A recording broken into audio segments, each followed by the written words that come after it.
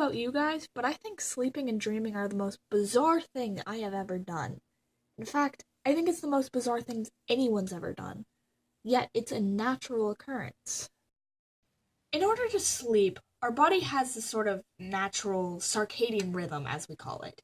The biological clock. It's regular bodily rhythms that occur on a 24-hour cycle. These rhythms rise as morning approaches, peak during the day, and dip a little early afternoon.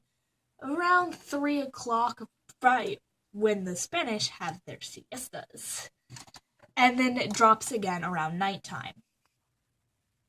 Bright light actually triggers light-sensitive retinal proteins to the suprachiasmatic nucleus, or SCN. Studies have shown that the lesion of the SCN destroys circadian rhythms in cortical and pineal in aslan transverse, or as we commonly know it, melatonin activity. The SCN causes the pineal gland to decrease this melatonin in the morning and increase it at night, causing us to feel tired and want to go to sleep.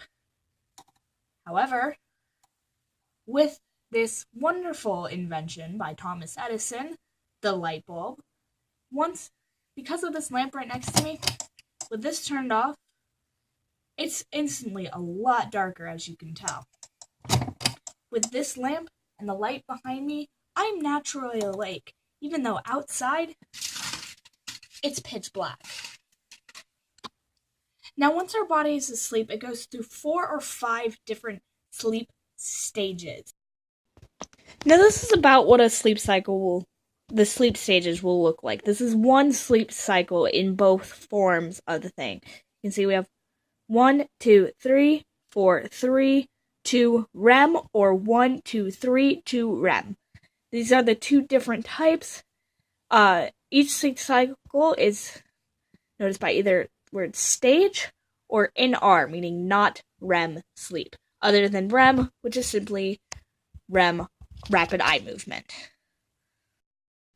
The first stage is very obviously stage 1 or NR1. During this stage, you are in a very relaxed state, and you may not even know you are asleep. Hallucinations tend to occur in this stage.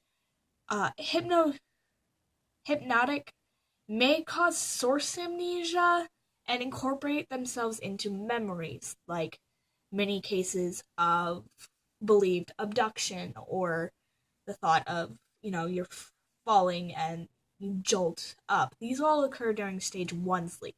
This is a very light sleep. You were very easily woken up. The next stage is stage 2 or NR2. This is where sleep spindles occur, which is bursts of rapid rhythmic brain wave activity.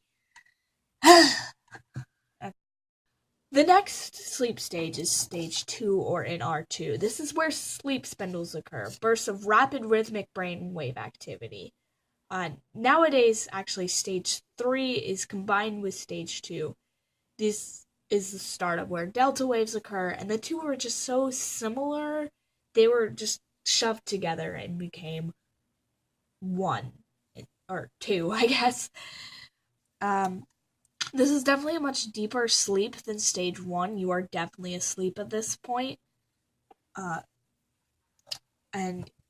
you are not in your deepest sleep yet. You can still be wakened fairly easily.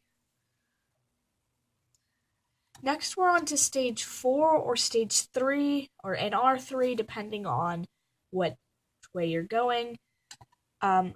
This is your deepest sleep. You have really strong delta waves, and this is actually where sleepwalking/talking is most likely to occur.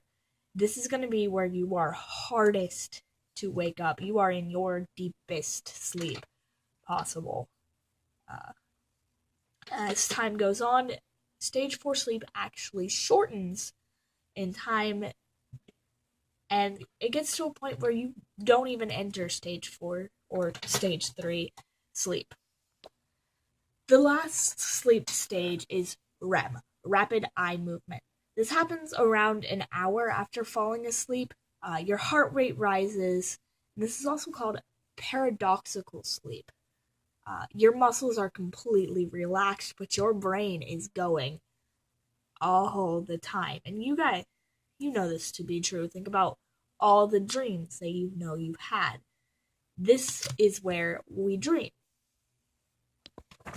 Now, before we get into dreams, it's important to note that each of these cycles happen from about a 90 to 110 minute cycle, constantly going back and forth between.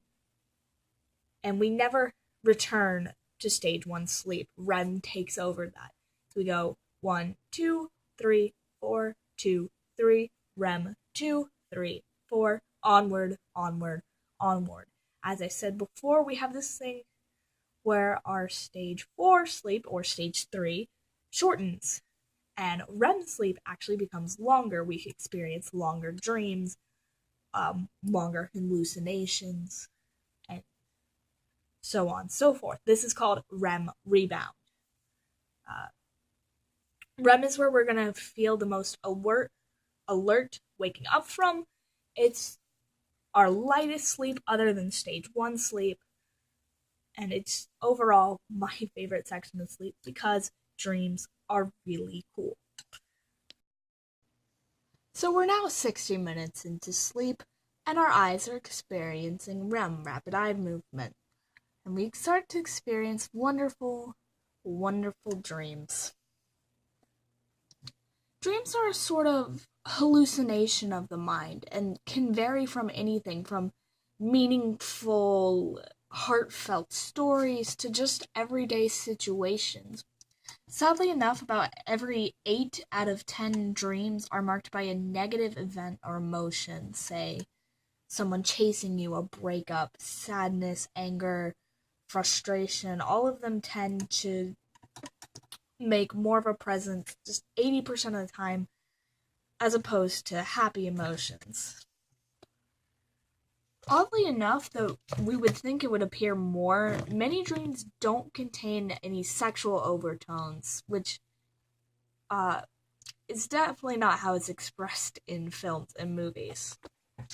Only 1 in 10 dreams from males and only 1 in 30 dreams from females share these sexual overtones.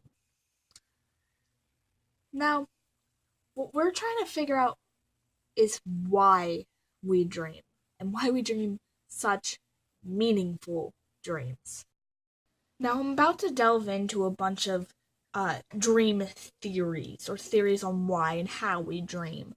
I would love to sit here and take credit for all these theories, but yeah, no, I can't do that. That's called plagiarism, and is illegal.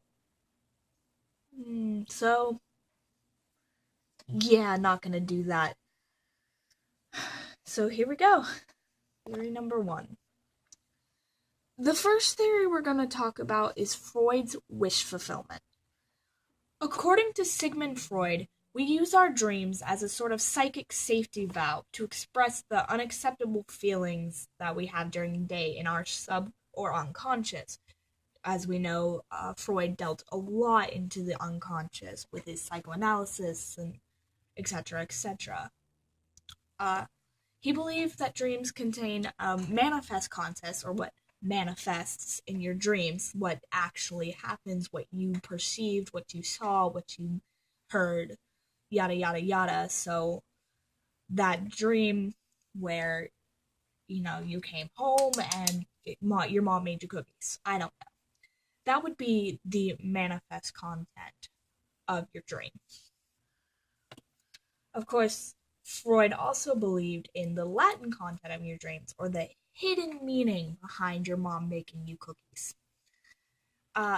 Most of his kind of beliefs were normally sexual. He believed that you could probably make anything sexual. That's kind of what Freud did.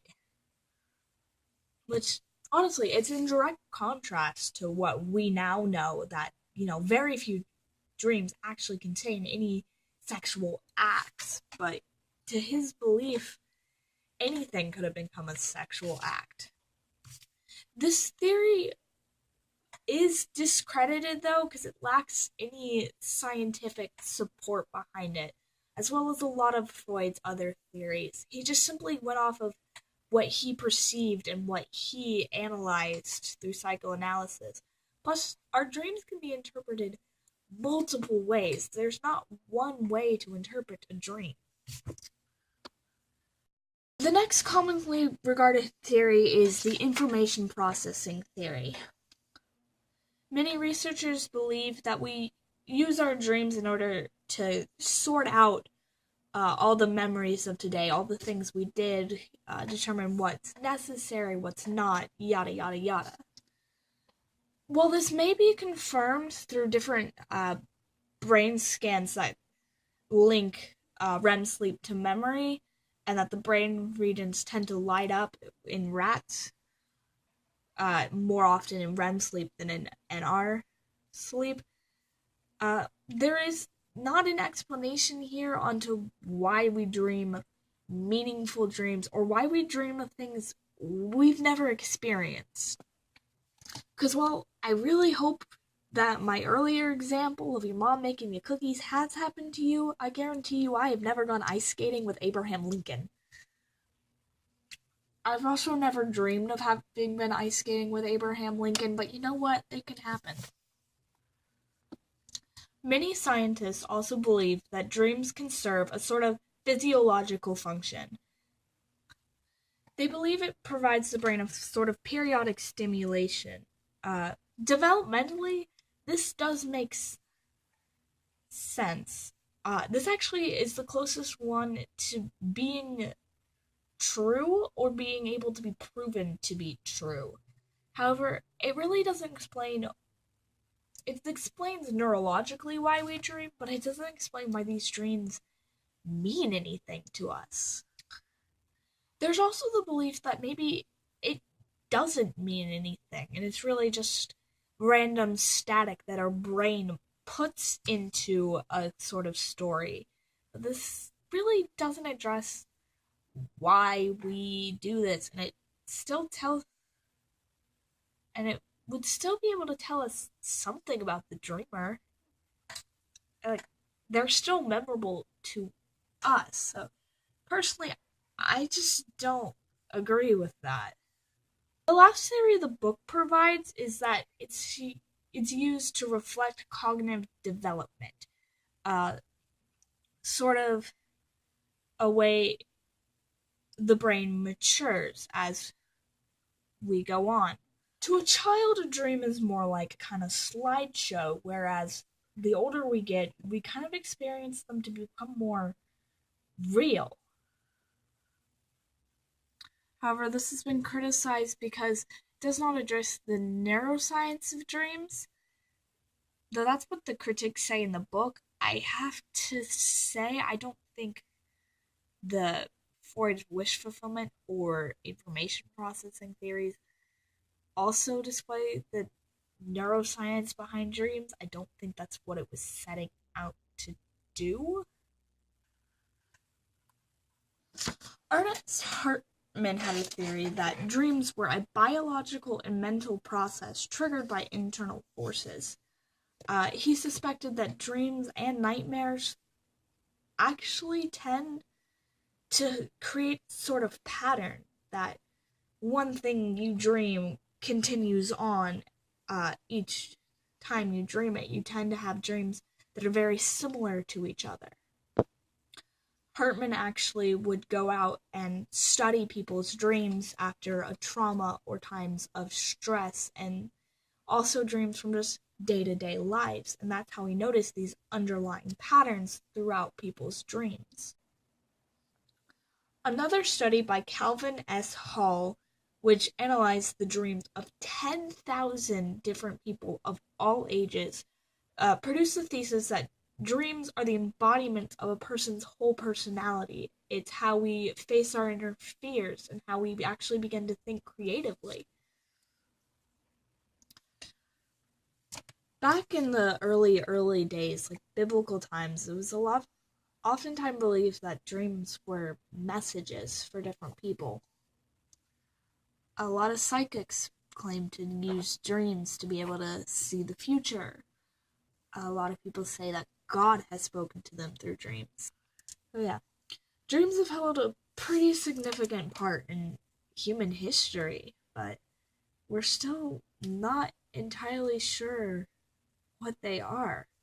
And while we're closer than we were during biblical times, who knows, hopefully maybe in the next 20 years, one of us will discover something brand new that leads us that much closer to becoming able to understand what and why we dream. Well, I hope this video has been somewhat helpful. I do realize it's been mostly me sitting in the chair talking about dreaming for a while, but, we've got a little bit left, guys. Keep preparing for that AP exam in May, and I'll be joining you then.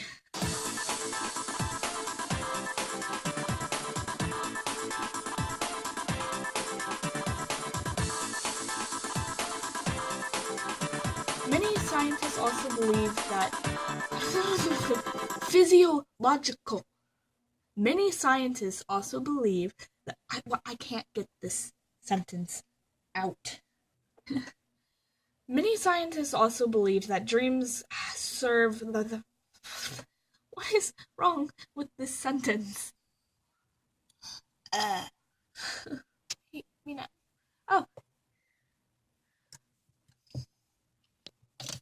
The next stage is stage 2, or NR2. This is where sleep spindles occur, which is bursts of rapid rhythmic brain wave activity.